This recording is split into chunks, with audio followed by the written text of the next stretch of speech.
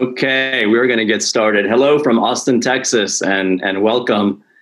My name is Josue Moran. I am a local entrepreneur, scientist, and probably most importantly, we are really passionate about life science networking, which is really a common thread amongst a lot of the steering committee members for this program and our guest speaker today, as you'll see. Before we begin, just a few housekeeping items. Please remember to keep your audio on mute. Also, this webinar is being recorded. So during the Q&A, if you really don't want to be on video, please turn off your camera. So first, a little bit about the program. This webinar series really does come at an important time.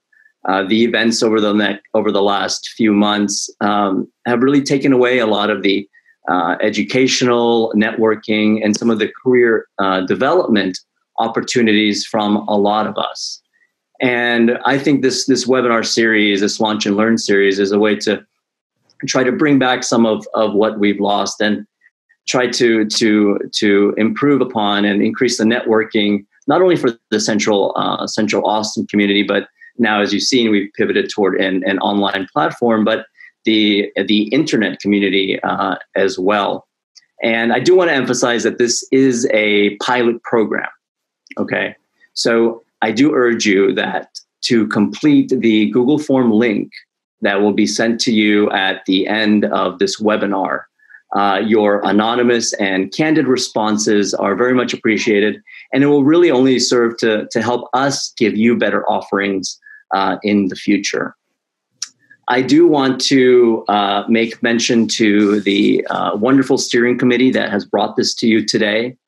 Verena Kohlhoff from UT Austin, Tammy Annabelle, Executive Director of Temple Health Bioscience District, Lisa McDonald, Director of Healthcare of Austin Technology Incubator, Steve Frazier, the Executive Director of Star Park in Texas State, Nancy Lyon, the Interim Director at Austin Bioscience Incubator, and certainly Victoria Odell, Program Manager and Communications Manager at CCI. And so with that, it's my pleasure to turn it over to Verena Kohlhoff from UT Austin to tell you a little bit more about the program and introduce our guest speaker today. Hi, everybody. It is such a pleasure to welcome you to our first Life Science Networking online webinar. I just want to give you a little bit of background about who we are. So Capital City Innovation is a nonprofit facilitating Austin's Innovation District and really bringing together all the different players in the health and life science, innovation, and entrepreneurship. If you haven't been to downtown Austin in a while or just north of downtown, there is the old Brackenridge campus is totally being remodeled. And the flagship building for the Innovation District in Austin, for the Health and Life Science Innovation District in Austin, is going up right at the corner of, I guess, Red River and 15th Street. So if you haven't been down there, go ahead and check it out. As part of Capital City Innovation, we have an affinity group that was formed close to 3 years ago now, and that brings together all of the different players across Central Texas, really, and to collaborate around how do we best build this health and life science innovation ecosystem. Partners within the Life Science Affinity Group are the Austin Community College Bioscience Incubator, Austin Technology Incubator, Dell Medical School, the Drug Dynamics Institute, Star Park, Temple Health and Bioscience District, as well as Med2Market. And you can see, these partners really spread from San Marcos all the way up to Temple. It is a Central Texas play, and we're really excited to work as a team to make this health and life science innovation ecosystem a reality. And as part of this ecosystem, we felt it was very important to involve individuals who are starting out their career, as well as the partners who are already actively working in it. And so we've decided to start with the Launch and Learn series. Today is our inaugural event. that will really kind of set the tone for all the different topics we're going to be exploring over the upcoming months. Next month in July, we're going to have a launch and learn event on networking that'll really go into much of the details, what's important for networking, how do you network, when do you network, etc. And then in August, we're going to be talking about CVs versus resumes. And I assume many of you are very familiar with what needs to be on a CV, but how does a resume look like? If you are looking at other careers. And so those are some upcoming seminars. Stay tuned for those. If you want to plug in with local entrepreneurs, feel free to look us up on LinkedIn. The Central Texas Health Innovation Relief is a platform, is a group that we have on LinkedIn to bring our entrepreneurs together and to provide them with resources, but also a great tool to network with what's going on. There are other programs that are running throughout Central Texas. That as part of the Texas Health Collab at Dell Medical School, we have a monthly learning series that's very much geared to innovators and entrepreneurs. And then Temple Health and Bioscience District has a number of different opportunities throughout the month as well that you can explore too as you're exploring your entrepreneurial career. And there's also, if you go to Temple Health and Bioscience District, there's also a number of these prior webinars that will be available for viewing. These slides will be sent to you after the webinar, so don't feel like you have to scramble to write everything down. You'll have the slides so you can explore a little bit more about the different partners and the offerings.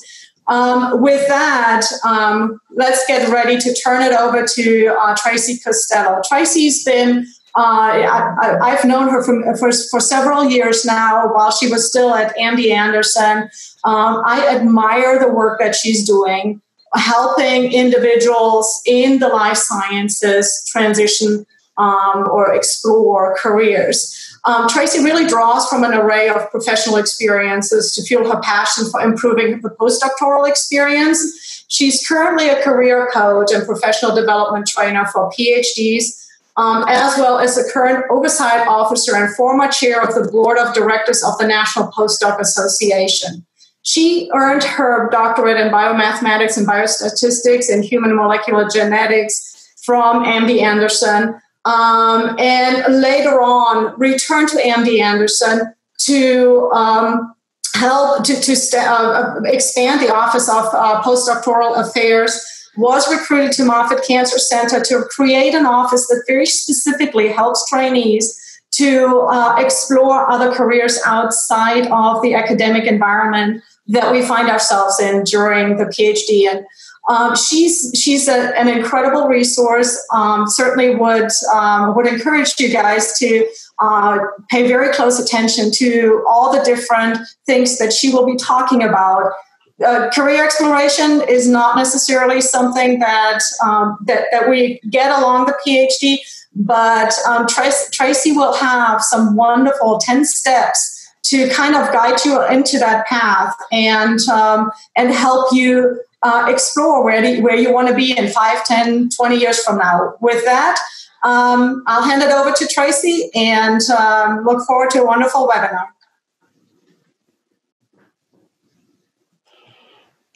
Hello, everyone. Let me share that screen really quick. All right, everyone should have the first slide. Again, like Verena said, thank you very much for that gracious introduction. I'm going to be talking about 10 steps of career exploration. It is focused on life science trainees, but it is something that's really pretty general, and you would be able to adapt it if you're in humanities, social sciences, etc. I want to say thank you to the organizers, and I want to say thank you to all the attendees today. I think it's really great that you're willing to put together a program like this for the organizers, and for the attendees, I think it's really great that you're willing to dive into what it means to look at your career path and figure out, what's important and when to be paying attention to those things. And the truth is that it's never too early to start doing these things. And we don't, as a general rule, teach it in graduate school. We don't teach it in postdoc very well. So it is something that groups like Capital City Innovation, when they put together these programs for you, it's really, truly incredible and amazing. So while today it seems like there's less stability and more uncertainty, I want to spend our slightly less than an hour today talking about this framework that I've developed to give you some perspective and intention about your career path. It doesn't matter if you're in your PhD and trying to figure out what comes after that, or if you're in your postdoc. I saw a couple of my colleagues and faculty in the group today, so I have to be on my A game. But the truth is, once upon a time, I stood right here. Several times during my career, in fact, I've stood right here and looked at all the different paths that are laid out in front of me. It feels unstable. It feels uncertain. But at the same time, I've had trusted mentors who've helped me with some of the pieces. All around you are these same individuals, and I encourage you to reach out to them. Today, there's so much that's turning the world on its head. It seems like there's less stability, but I want to say right now that you have hope. Please have hope. Keep faith. There is something amazing and great for you. It would be amazing and incredible if this were a paved path and you could see what was right next on your career path, but it's not. I like the Sandy image because I'm in Tampa. And you might guess from this photograph that you're facing east because the sun is golden. It looks like it's coming up, but it would be great if we actually knew what direction we were going in our career, if we can use this as an analogy. We have 360 degrees of opportunity with our degrees. Where are you going? Can you start to narrow that down? Because that's an awful lot. The next thing is, what's really between here and there? A map would be great, but again, we don't have that really either.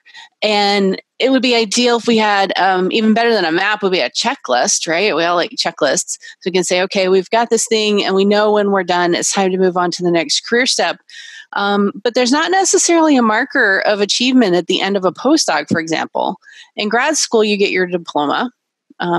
It's a defined end. You write your dissertation, you defend, and you walk across the stage. Hopefully we walk across stages. And but in a postdoc, it's not always so clear. So how do you know when you're done? And the truth there, and the answer to that, is because you defined where you're going. You defined, or you started with the end in mind. It doesn't matter where you are when you define what that is. Okay, so the good news is, so a little bit of good news and bad news. You can go in any direction. It's scary. There's some safety in staying and doing your science. I challenge you to be intentional.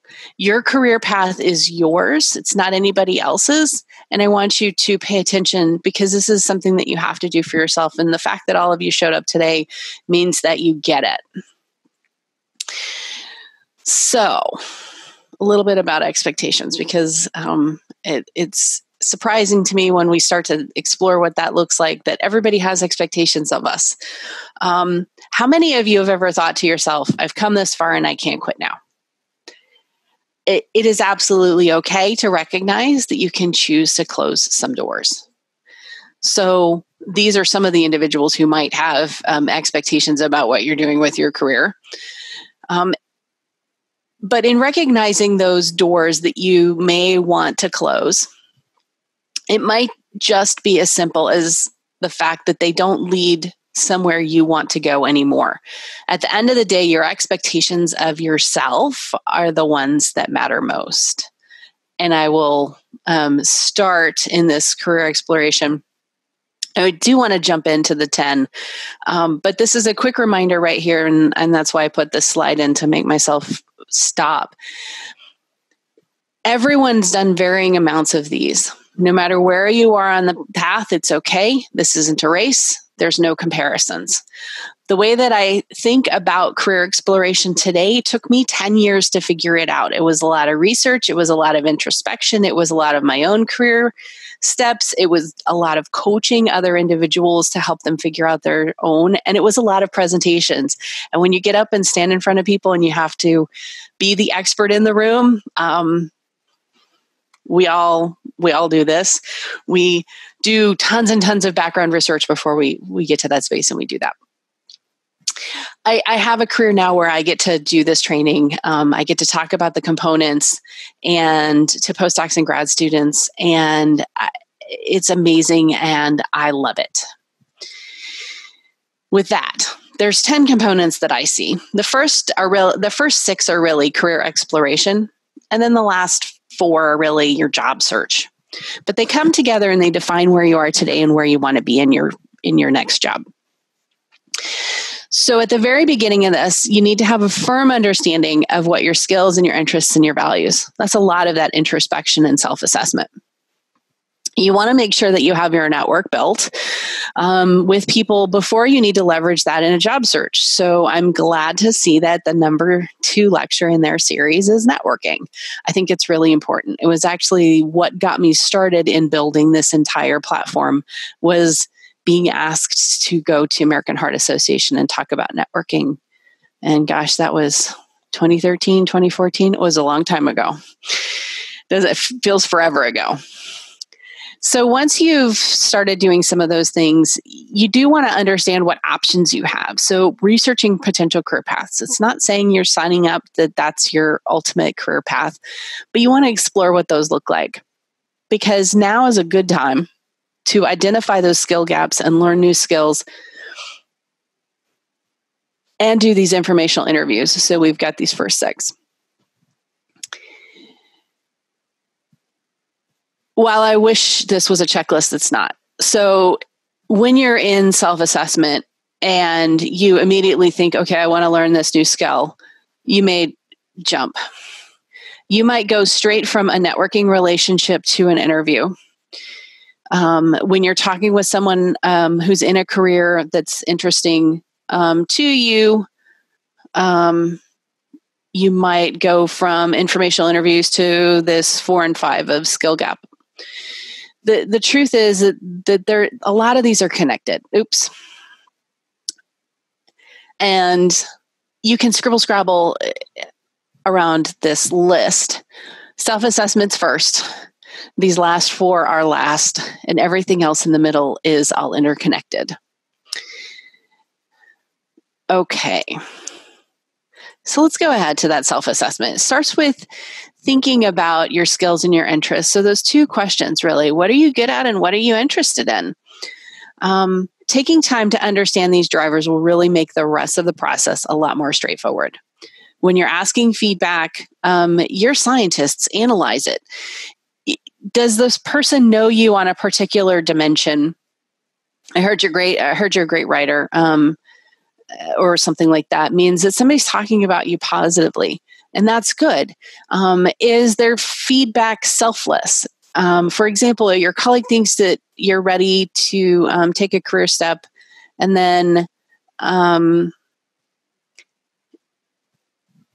they might want to take another year or 2 more, or they're being told that they need to take more time, and they really feel like they're ready to take forward. So is that really that the PI needs someone to finish a project or a paper, or is it that they see something about that other individual? And I'm putting this off into our colleagues and trying not to focus on us so much. Sometimes that's easier, right? There are ways to set the PI up for success when that person leaves, and we can talk about that at the end. There's a lot of different pieces that I'm going to have to leave because each one of these topics is its own 1-hour lecture, at least. So again, the focus is here on you at this point and your self-assessment. So understanding you, understanding your strengths. I love these different assessments. There's more besides these. I encourage you to go out and explore what is going to help you understand yourself, understand how you communicate, understand where your interests truly lie in order to help you figure that out. So at this stage, it's really, really important to understand what you're interested. That's your why here in the middle. it's equally critical to know how to communicate it. So there's this TED Talk that I love called How Great Leaders Inspire Action. There's a book called Start With Why. And normally in a scientific talk, I like to give this example. We give the background, we give the methods, and we give the results. But if you really want to grab someone's attention, you want to tease them with why something's important or why you're passionate about it, because then they're going to listen to all of the background and methods that aren't as interesting as the results that you're going to get to. And often we cram those in at the very end and the last minute. We're going through 5 slides really quick to try and say the punchline, when sometimes you can give them a lot of that in the beginning. This is exactly the same in your elevator pitches, in your interviews, in your cover letters or your blogs. And I will give you the example of a newspaper article. It gives you most of the information in the headline in the first paragraph, and then they expand on everything else after that. But go and take time to watch this. During your self-discovery phase, you will also begin to understand that your skills and interests, but also understand what those career options are. And so I'm going to give you a little cute little Venn diagram here. At the intersection of each of these, you have really where things come together, right? And this is where you want to be. If your career interest is too narrow, the job might not exist. So here, no options, right? It might be that your career is related to skills that you don't have yet, so we need to gain them. Or based on the skills and the current options that you think you have, you might not actually be interested in that career sector. And so we want to make sure that we get you into this middle here where we get all 3 of those together.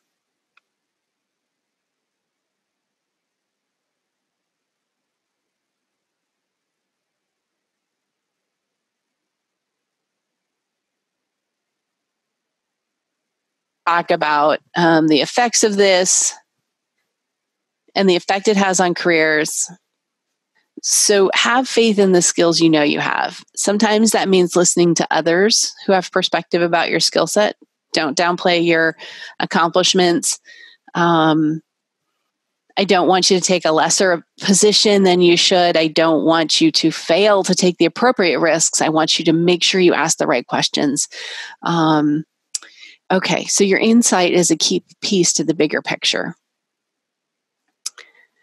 The second TED Talk I recommend is this one, Tim Urban, Inside the Mind of a Master Procrastinator. It provides insight into how we make decisions when we're doing the most important things we need to get done. But right now, with all the uncertainty in the pandemic, we might not all be making decisions the same way we would normally be making them. So we may be in this space where we have someone who's going to distract us from the things that we need to get done. At the end of the day, when you think, okay, it's time and I'm going to get moving, that's when they jump in and say no. So I've stolen these little graphical images out of from his website about his talk, and I encourage you to go watch it. It is funny. And I think humor cures a lot. So networking, I don't want to dive into this too much, but I will say you never know today who you're going to meet that's going to impact your career in the future. Pay attention to the opportunities that are around you. One way to establish your network and keep track of everybody is to use social media tools. LinkedIn is a great one. We know there's others, Twitter, blogging, using YouTube. Some are growing into Facebook, Instagram. I don't think Pinterest is really taking off. I hope TikTok does not take off in this way. I think TikTok should stay social. But no matter what this looks like, make sure that you have control over what's out there about you. Because whether you've gone out there or not to see what this looks like, it is a space that you want to be in control, especially if you're a current job seeker. Google yourself, because the future employers certainly will. So with all of that said, I asked what my favorite networking tool is, and everybody will chime in and say it's LinkedIn. I am a big fan of LinkedIn. But my favorite tool is actually coffee. And even before today's normal of everything is virtual, there was a trend towards something that I call virtual coffee. Science is a global enterprise. It's more and more common to want to connect with someone who's in a career that you're considering that's not in your city. And even if they are, going across to Austin for a cup of coffee for 15 minutes may not make sense. We have connectivity today that we can take great advantage of, and you can use it for your career progression too. So I'm going to give the teaser, and hopefully the person who's doing networking will fill in the rest. In order to get a picture of who you're connected with in the bigger picture, I recommend doing a mind map. And you are going to get all of these slides, so don't scramble to write down all of these different groups. But you know people in each of these different groups. So former colleagues, current colleagues, mentors, professors, those are easy. But diving into alumni organizations or diving into your professional societies, seeing who you meet and know through social media, everyone that you connect with in your volunteer organizations. Sometimes it's family and friends that you want to have in your professional network. You're the one who defines what this looks like. But I put all these up here because we often forget some of these groups that we're connecting with who may have access to information about the jobs that we want. So, first impressions are really important. Cognitive scientists say it takes up to 200 times the amount of information to undo a first impression as it does to make one. So, with that said, yes, handshakes are not the norm anymore. I like jazz hands. I don't like that elbow bump thing that people were trying to pitch. Until we get back to more normal, I'm going to leave this here and let the other individual tackle networking with you guys. So, beyond what you can do, you want to uncover what you want to do. So there's a great resource here with Capital City Innovation. Pay attention to their opportunities. I think this is going to be a really great series that they're putting together. They are, however, not your fairy job mother. And I will also say, if you don't like that analogy, there are no self-driving careers. I've put up some broad categories in this list, and let me add academics because that's usually the first one everybody says. But even this list isn't everything, so you do have to do your research. The steps we're talking about today are designed to be valid for any career track, including academic faculty. So again, encourage you to dive into what you want to do. So I like to ask, and it's going to be impossible to get this in a webinar, but I want you to think to yourself, how many of you have 3 of these 10? How many of you have 5 of the 10? You're gaining professional skills beyond your technical training, whether you're a postdoc or grad student or in a professional space. Persuasive communication, critical thinking, attention to detail, project management, resilience, collaborative work, personal motivation. I can go on and on and on. These are the top 10 when I started reading across a handful of articles. This is what I pulled together. I'm actually going to tell you, I think you have most of them. This is the skills gained during academic research, and I don't have room to put them both on here, but I will tell you that they overlap, and I added a couple. I think resilience is really critical to note. Science and research uses a lot of different types of skills. It's really critical to be able to articulate what these transferable skills are when you're writing your CV, your resume, your cover letter, being able to discuss those skills at networking events, in informational interviews, in actual interviews, etc. So, for transferable skills, I'm going to point this one out, and then we're going to leave the rest of them for your review later. But in research, when we say I do research, we all know what that means. But out in the real world, thanks, Mom. Research, I have to explain that to say it's really all of these things. I'm critically thinking, I'm investigating problems, I'm creative, I have to communicate, I have to collaborate, I have to be master of a lot, but also in that collaborative space, I don't, right? So I have to know what I know, but I also have to know what I don't. And I have to know how to bring the right people to the table. Meeting deadlines. So time management, organization, project management, people management, all of these things. Did I put writing on this list? Writing is huge, right? So that fits in communication. So again, writing and presenting, there's a lot here. It all ties down to persuasive communication. Project management and coordination, another big piece. And additionally, we're looking at science as a global enterprise. Your ability to communicate in a diverse environment is something that we take for granted, but it has enormous value.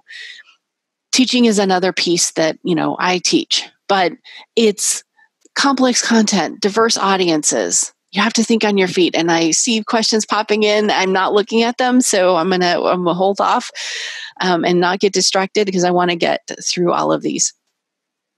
But informational interviews are really a lot of different pieces. It's part of it's building your network, part of it's learning career paths, part of it's learning inside information that might be helpful in a job interview. It's a great place to ask questions, and doing it well reflects back on you and anyone who introduced you to someone. So the big picture with that is, identifying the right people, getting connected with them for all of these reasons. So this is a high level big picture.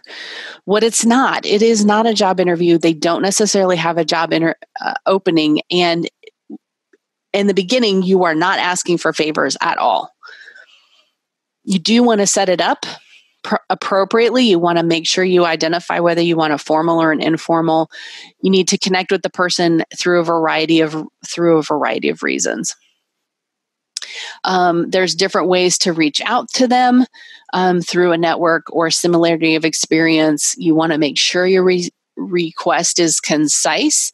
And when you're asking them, it's not, will you please be my mentor? Because that's really ambiguous. But use mentor as a verb. I love the way you write. Would you be willing to mentor or coach me while I'm writing this abstract or this paragraph? Okay. Sorry.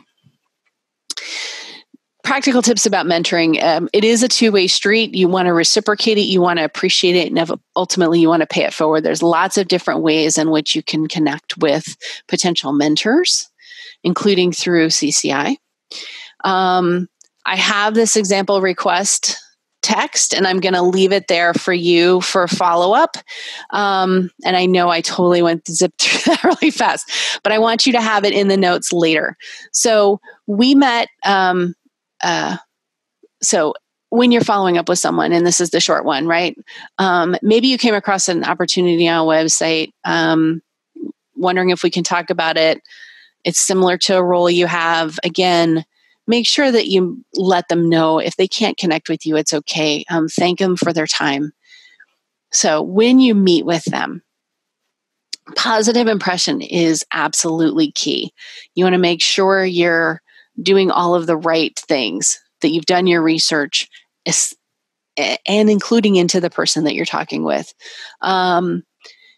Keep your introduction to that short, right? Connect with them. This is basically my background. And then remember that they're talking 90% of the time. Be prepared with great questions. And what are those questions, right? I always get that. This is the number one question I get is, can you help me write my questions? You want to ask open-ended and insightful questions.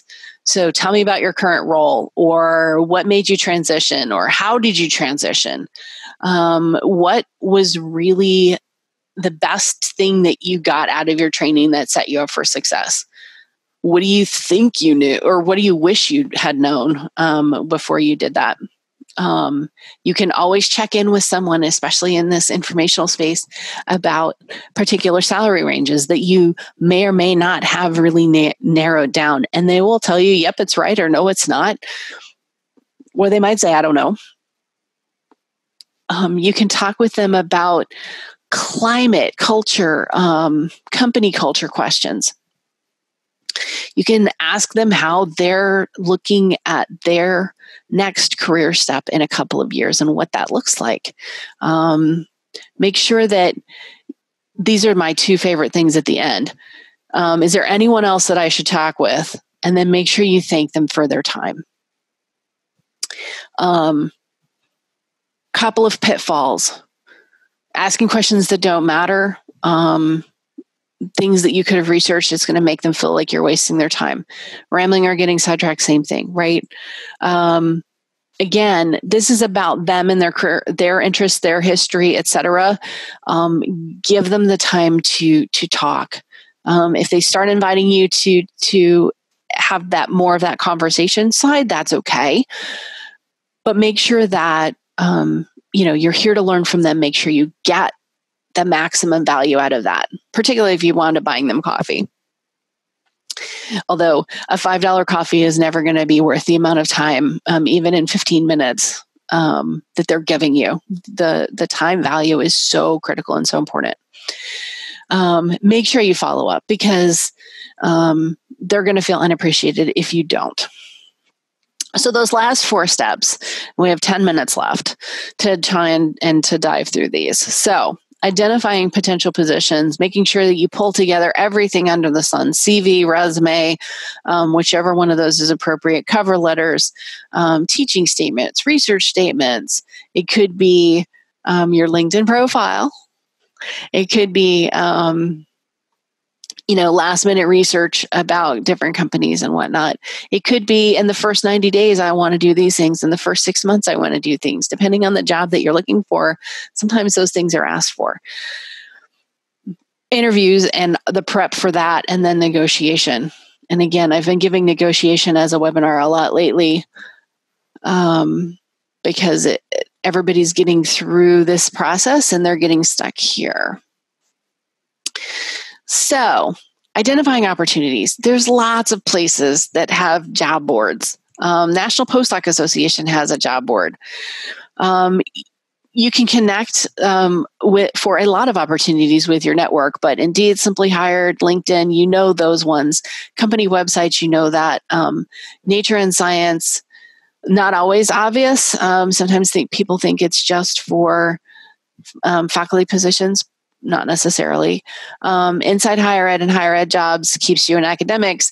But again, these 3, Simply Hired, Indeed, and LinkedIn help you get out of that. If you're looking for something flexible, flexjobs.com has some really great opportunities that are all remote or they're part-time and worth looking at. So I have been a fan of PhD Comics and Jorge Cham for a really long time. It's not as simple as taking your 10-page resume or 10-page CV and turning it into a 1-page CV, 10-page CV into a 1-page resume, although I don't recommend 1, I recommend 2, by just simply deleting everything. That's not the way to do this. But let's dig into that briefly because I know that 3rd lecture is on this topic. Typically, your CV is historical. It's about you. Your education's at the top. It's used for academic and faculty positions. Your resume, completely other side, is very forward-thinking. It's about the employer because it is about that job. It's tailored to the specific thing that you want to go do. And you want to highlight the skills that you've developed, your technical and non-technical, that you've developed over time to be able to get their attention and bring you in for an interview. Truly, the 2-page document gets you an interview. That's what its purpose is. But if you don't catch their attention at the very beginning, and then you get about half a page, 6 seconds to do that, if you can't get their attention in the top half of that first page, it's done. Typically for non-academic jobs. So at the very beginning, name, degree at the very top, 1 email, 1 LinkedIn, 1 phone number. Very short piece at the very top. You don't have to put an address. That's going to be in the other part of the application. You don't have to put, unless you want to stay local and you are local already, you might want to put that at the top. But that would fit in, and not the full address, but just the city. The next major section for you is your key skills and qualifications. It's a bunch of bullets about the major job requirements and the skills that you have in those spaces. But you want to read that.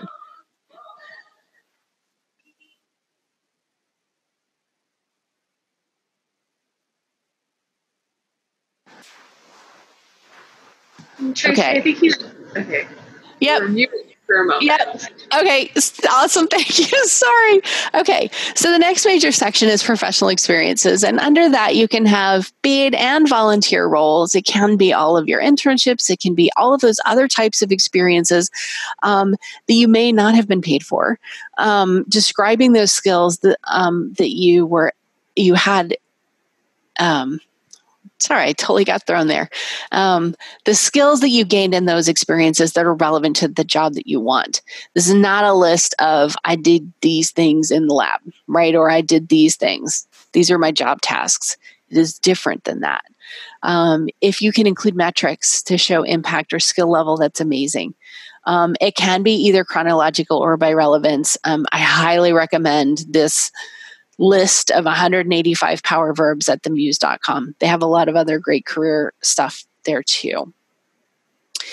You might also have a section for honors and awards. You might have publications if they're relevant. You might include your presentations if they're relevant. You might want to include something like hobbies and interests to try and help create that 3D picture of you, because you're not a two-dimensional piece of paper.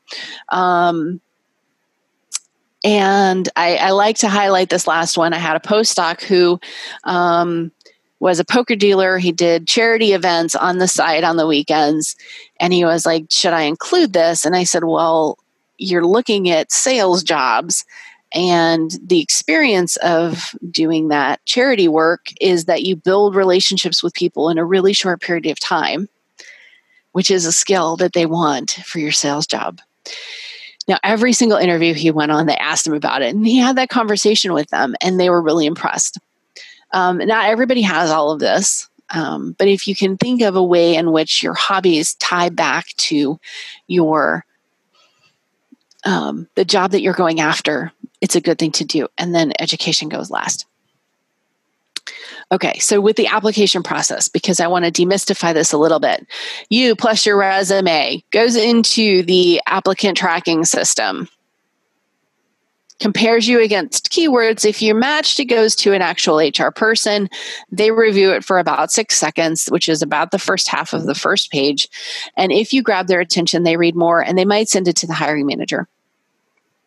The keywords that are typically found in the job ad, and one way to quickly see that is to make a word cloud of that job ad, and then make a word cloud of your resume. And if those two overlap pretty well, chances are you're going to get through this system. However, your network can help you bypass a lot of that. You still have to submit through there, but if your content is already on the hiring manager's desk, chances are you're going to get called in for an interview. Particularly if the person in your network is recommending you and they're willing to do that. Interviews, number 9. We're almost done. Dress for success is so important. You have a lot of variety in the way that you can be professional, so super professional or more casual or more modern. These guys are wearing actually different color suits. I know that doesn't always play on the monitors, and all of these are stolen from the internet.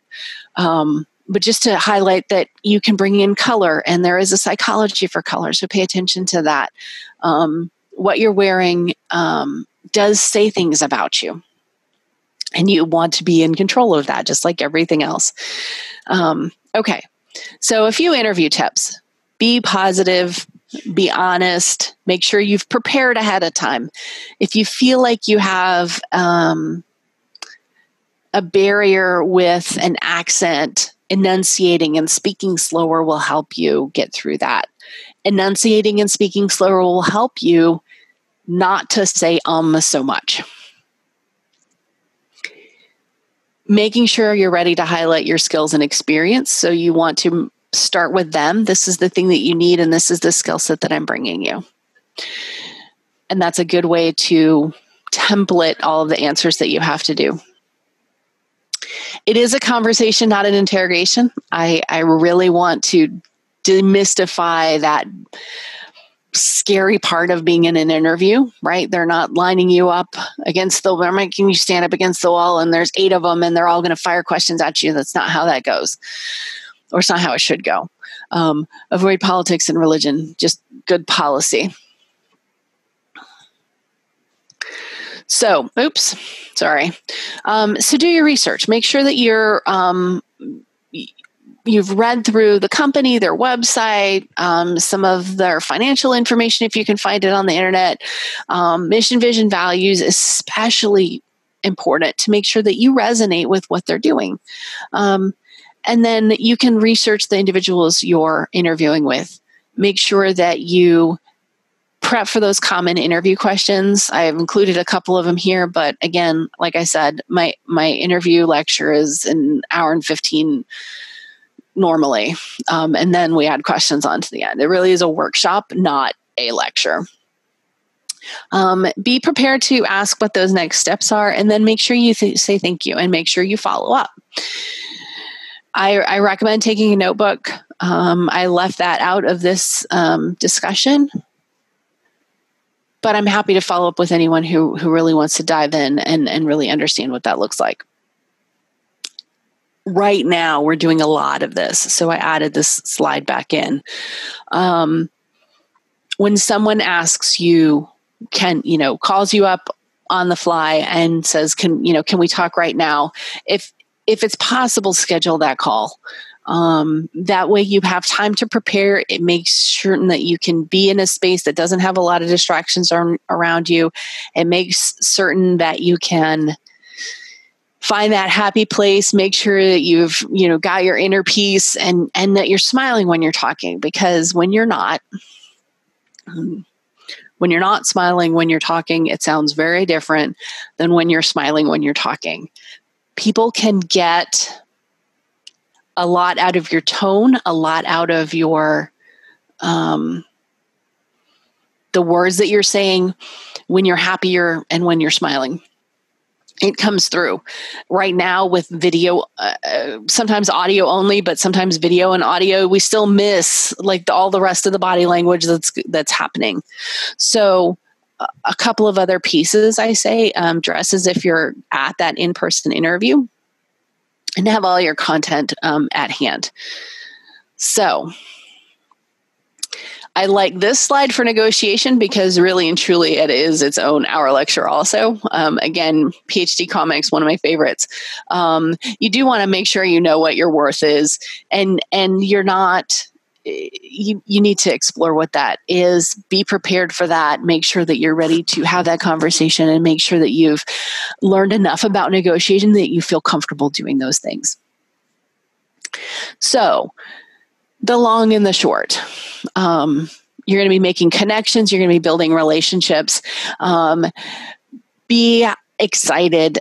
Be positive where you can. Have a lot of mentors. Make sure you know your value, and then be clear about what your needs are, and especially during this whole process.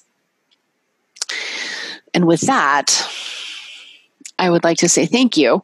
I would love to send you all out into the world to be intentional about your career paths, and make sure that you have access to me. And if you have additional questions, I'm happy to be connected, help you expand your network.